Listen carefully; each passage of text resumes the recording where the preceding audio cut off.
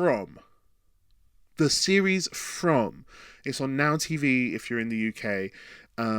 This series, I'm not even going to read the synopsis because it's quite an intriguing thing. I'd rather just say what the synopsis is. So From. It's just called From, right? It's on. I'm on season 3. I've just finished season 3, and it's this. It's basically this couple or family. They're driving, and their road is obstructed by a fallen down tree. And when they try to go a separate way, they come across this town, and they just can never leave this town. Like, once you get to this town, you can never leave. You drive away, and you end up coming right back. Like, it's just impossible to leave. And everyone in this town experienced the same tree, and everyone in this town is stuck there. And now in this town, what is this town? We don't know. But in this town, at night time, these terrifying people with giant smiles come walking around, and they try to kill you and eat you, basically, and like just terrorize you. And so there's these sort of little kind of stones, these medallion things that you can put inside your house or whatever, so they can't come in. So as long as you've got one of them, you're kind of okay. But it's terrifying. People want to work out why they need to leave, and there's loads and loads of characters. It's very much like Lost. It's got the one of the same actors. I think his name is Harold Perrineau. Perrineau. I don't know how to say his name, but great actor. It's very much like Lost, as in like it's a huge mystery, and it seems like something supernatural is happening. And yeah, so that is the synopsis. Series 1, what I loved about Series 1 is that it was actually scary. It was really scary, like these beings that kill you, they're so terrifying, they're so ferocious, and the mystery was so compelling. Season 2, again, really, really good. The mystery was really, really compelling. And the end of season 2 was this huge cliffhanger where someone managed to actually leave. They woke up and they were back in normal civilization. And so I had so much hope for season 3, but honestly, like season 3, so I do believe this series is underrated. But season 3, it didn't deliver on the promise of that character having left. Because she kind of just came back. She found her way back, and now she's stuck there again and didn't really achieve much. And this is even brought up in the show. Like, they're like, you did nothing. And it's like, yeah. And I find that really frustrating. There's a couple of things that are starting to frustrate me. I really do think this series is underrated.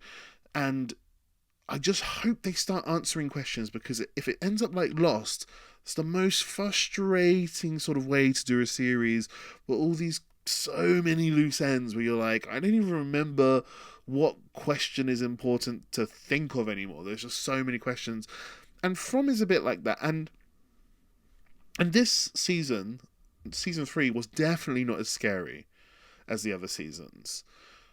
And the human drama started to get a bit tired, if I'm honest with you, because, and I'll tell you why. In the first season, it's like 10 episodes a season, right? Because you're introduced to this place, and we're introduced to this place at the same time as this family, that everyone's, I guess, sort of magical ideas do seem a bit strange and a bit weird, so you don't necessarily... You understand why some characters might be defensive against some ideas and other characters might be... You understand that, and that's part of the drama. But after 3 seasons of this, and it's pure like magic, like you can walk into trees and like teleport somewhere and just be in like a wall. You can suddenly like be in a room where people are like tied up in chains and stuff, and there's these monsters. Like, there's so much clear sort of magic that basically if anyone's ever got an idea, you might as well take it seriously. Like, it starts to not make any sense why people are so against certain ideas. Like, there's one guy has an idea in this where he's like, oh, I'm sure it's got something to do with these bottles. And the dad responding to him is just a bit like, stop focusing on that. And like the mum is like, we've got it. It's the only way, like it's the only clue. And she's right, like it's the only, like you've got nothing else to do here. You're not gonna logically find a way out of here. You might as well just go crazy and just start doing any weird thing that you can think of, because it's a supernatural place. Like it feels weird. Like if you are somebody who relies on logic a lot, it feels so strange to just be like, no, logically that just doesn't make sense. When so much doesn't make sense, your logic then has to, inform you that that the bottles probably do mean something, and this song probably does mean something, and your wife teleported through a tree. Everyone go to the tree, like everyone. Let's all try this. Why isn't all this information relayed towards everyone? Like there's like 100 people in this town or so. It's like everybody should be trying things all the time. But they've all sort of resigned to being like, that's a stupid idea. No, that's a really, really dumb idea. And like I say, in the first season, I understand that because we as an audience are discovering this sort of in real time. But after 3 seasons of everyone every which way going, that's crazy, that can't be possible, you're just imagining things. It's like, obviously we're not imagining things anymore. Obviously this place defies logic, it's supernatural. Obviously any idea, we might as well just give it a go, because it's so counterproductive to just be like, no, those bottles can't possibly mean anything, they're obviously just random. It's like, well, Jesus, like, do something. Like, I find it really frustrating, if I'm honest with you now. Like, from the third season, I was like, this is annoying. Come on. Go and try something. But, it is what it is. I think season 1 and season 2 are really underrated. I think they're really awesome seasons. Season 3 is a dip down for me. Honestly, it's a dip down. But I have hope. I have hope that they're going to be like, you know what, let's start answering some questions. And I hope they do. But that's just the thing about series, right? Unless, because it's a business, it's the movie business, right? It's the entertainment business, sorry. That the producers and the studios, they want to make as much money as possible, which means stringing a series out for as long as possible, especially like in Hollywood. In the UK, that's a little less of a thing, like in The Office UK was 2 seasons with a Christmas special. The Office US is like, I don't know, 20 seasons or something ridiculous. Like, if it's making money, they just keep doing it and keep doing it and keep doing it. So having an end, to them, I guess answering the questions and actually having a resolution and having an end is counter intuitive to them. Like they want to let this go on as long as possible and make as much money as possible because people are enjoying it. So it's annoying. It's like, come on, you just gotta, at one point you've got to go, we've got to have an end. We know this will either just fizzle out slowly and we'll slowly start to lose money and lose money and lose money, that eventually we'll just have to cancel the show because we just keep losing money. Or you end on a big high, and that's obviously the thing you should do, and like be like, okay, well, let's just end on the 4th season then. We've got one more season, let's just do one more season and like make it incredible and end on this huge high, then move on to new things. There's so many new stories to tell. But, and I do hope that's what they do. If not end on season 4, end on season 5.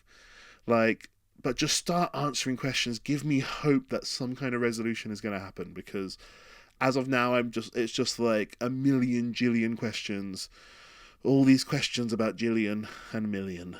But I get it, it's the movie industries. I mean, it's the Hollywood entertainment business. Of course they're just going to be like, no. As soon as we answer questions, then we have to start ending it. So we can't possibly answer questions. And it's just like, oh, that's so annoying. Don't do that. But yeah, I hope, fingers crossed, they go, hey, listen, we'll make more money and attract more customers who trust our content. If we end this series on a huge high, you'll retain more customers for your next series that you decide to release that have a beginning, a middle, and an end, like an actual end of a series, that's great. Like, let's just have that. Let's have that planned out, and let's do that. And you'll retain more customers in the end. Honestly, more the customers will be like, yeah, I'm sticking around for this network's next series, whatever it's going to be.